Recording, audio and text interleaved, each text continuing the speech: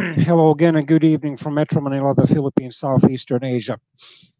West Germany, or formerly the Federal Republic of Germany, held federal parliamentary elections for the Bundestag, its federal parliament's lower house, on October the 5th, 1980. They pitted the Social Liberal coalition between the Social Democratic Party, led by Federal Chancellor or Prime Minister Helmut Schmidt, and the Federal Foreign Minister and Vice Chancellor Hans-Dietrich Genscher of the Free Democratic Party, against the Christian Democratic opposition, led by the Bavarian Minister President or State Premier Franz Josef Strauss. Schmidt was able to project himself as a more moderate and unifying and reliable federal chancellor against the sharply and militantly talking and quite strictly right-wing Christian Democratic politician, Premier Strauss, who had a trail of controversies in his career, including the illegal arrest of a couple of journalists back in 1962 for daring to print his supposedly German defense minister at the time, the West German army's ability to resist a real war between the NATO and Warsaw Pact countries, or to fight in a real war. Also, he had been in opposition to the economics minister Karl Schiller before the 1969 federal parliamentary elections because of economic disagreements, since he wanted a more favorable deal that would help the Christian Democrats to appeal to West Germany's farmers. This time, the Christian Democratic Union's chairman, Helmut Kohl, decided not to contest the federal chancellorship, which probably was a smart move for him because he had one failed candidacy, although a very narrowly failed candidacy behind him. Because in the 1976 Bundestag elections, the Christian Democrats had come within just 6 seats of an absolute majority. But since they had lost, albeit very narrowly, obviously if he had run again and lost, it would have been difficult for him to become federal chancellor before the next federal elections, which were scheduled for 1984. As it turned out, the Social Democrats' so-called party list vote for the proportional seats was almost the same as in 1976, 42.9%, a gain of just 0.3%, while the junior coalition partners, the Free Democrats, advanced by over 2% to 10.6%. The Christian Democrats, by contrast, lost over 4% and ended up with just 44.5%. In terms of the number of voting delegates in the Bundestag, not counting the West Berlin delegates, who cast symbolic votes but not official votes in the Bundestag, given the fact that West Berlin was not a federal state, but rather a divided city of special status, which was still divided into the American, British, and French occupying zones, while its eastern neighbor, East Berlin, which was also the East German capital, was divided into the Soviet occupying zone. So the Social Democrats got 218 seats or voting delegates. The Christian Democrats got 226. The Free Democrats advanced to 53. Compared to the 1976 federal election results, when 496 deputies had been elected to the Bundestag, one more deputy was elected in 1980 for a total of 497. The Christian Democrats lost 17 seats. The Social Democrats gained 4, and the Free Democrats gained 14. And 1 month after the elections, on November the 5th, 1980, the Social Liberal Coalition elected Helmut Schmidt as the new or incumbent federal chancellor. However, already in his program speech, legislative program speech, he declared, or he warned, that tough economic times were ahead, and indeed they were. During 1981 alone, the West German unemployment rate at least doubled.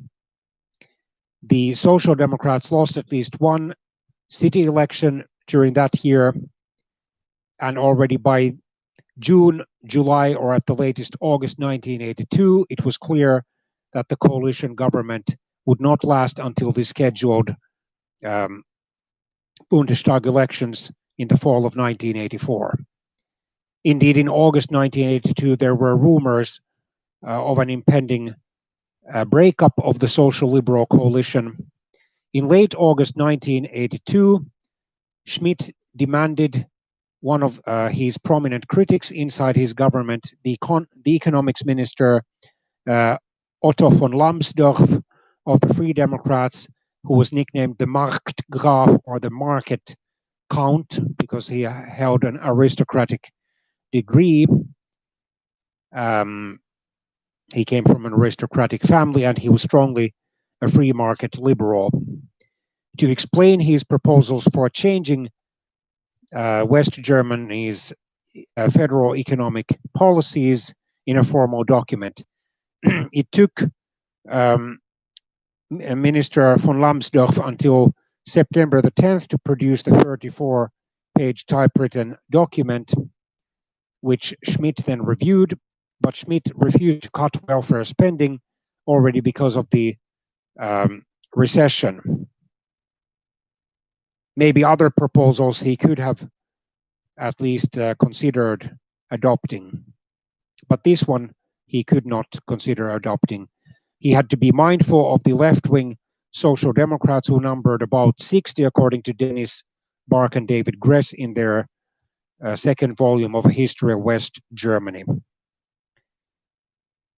Around the middle of September 1982, Federal Chancellor Schmidt discovered that 3 major West German weekly magazines or daily newspapers had offered to publish favorable articles about the Free Democrats should they decide to switch their coalition partners. And he decided in a characteristic manner, because he was considered a bold and even rather tough-talking politician. He had earned the nickname Schmidt Schnauze, or Schmidt the Lip, for his brusque manner of telling people off, to act quickly.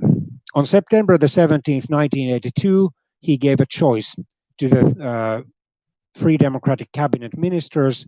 Either they should resign or he would dismiss them. They resigned, and therefore the nearly 13-year-long Social Liberal coalition government ended. Later that day, Helmut Schmidt, who was then the federal chancellor of a minority government, made an unscheduled speech to the Bundestag declaring that he was ready to step down as federal chancellor if there was a sufficiently capable successor available, and he openly declared the opposition leader Kohl unsuitable for the office of federal chancellor. However, already 3 days later, on September the 20th, 1982, the Christian Democrats and most Free Democrats chose Kohl as their federal chancellor candidate and proposed, therefore, a so-called constructive vote of no confidence, proposing the Bundestag at the same time to declare that it no longer had confidence in federal chancellor Schmidt, and simultaneously to elect the opposition leader Kohl as the new federal chancellor.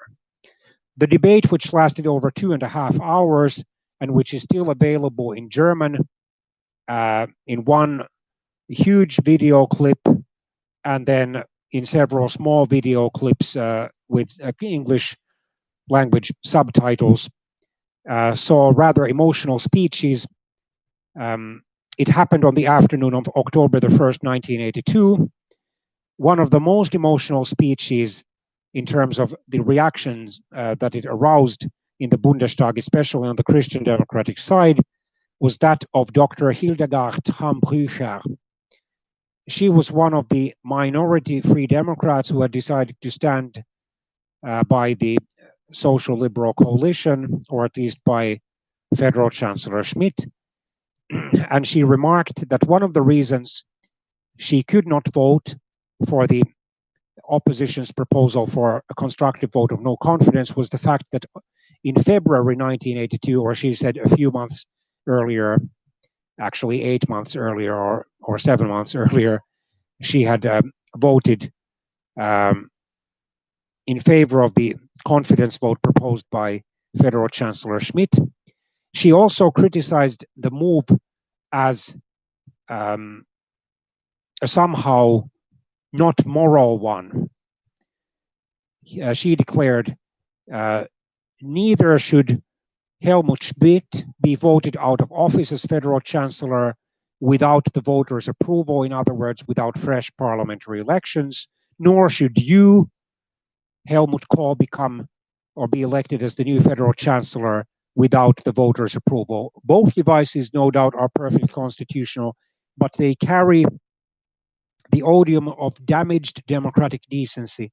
They offend the legal and moral framework of the Republic. And at that, Kohl, who was visibly angered by Dr. Brücher's idealistic speech, shouted, "That's a scandal. It's a scandal that you call the Constitution immoral." And indeed, at least 2 or 3 speakers denounced Hambrücher, but Federal Chancellor Schmidt personally shook hands with Hambrücher and made a brief reply speech, in the middle of which he had to shout, "I have only 3 sentences to read out, and I ask you to let me read them out. I still have the right to speak here." But when all was said and done, 256 of the 497 members of the Bundestag voted in favor of the proposed constructive non-confidence motion. 235 voted against, and 4 abstained. And so Helmut Kohl was, in a parliamentary vote, elected as the new Federal Chancellor of West Germany. Moments later, the visibly saddened and tired, defeated Federal Chancellor Schmidt walked over to the Christian Democratic side of the Bundestag chamber and congratulated Kohl. This was followed by a very grim and brief congratulation by Schmidt's predecessor, Willy Brandt, who was still the Social Democratic chairman. However, ironically, already in December 1982, Helmut Kohl engineered the loss of a confidence vote, and during the next 3 weeks, no new Federal Chancellor was elected with the required absolute majority, and this led to the early parliamentary elections of March 1983, where the Christian Democrats won almost half of the vote. The Free Democrats lost over 3% of their party list vote, but still remained in the Bundestag, and the Social Democrats lost seats, ironically, to the emerging or to the increasingly popular Greens or environmentalists, who for the first time cleared the 5% vote threshold necessary, normally required for entering the Bundestag. Kohl would remain as the last West German Chancellor until the German reunification in October 1990, and as the first reunified German Federal Chancellor until October 1998, when he was replaced by Social Democrat Gerhard Schröder.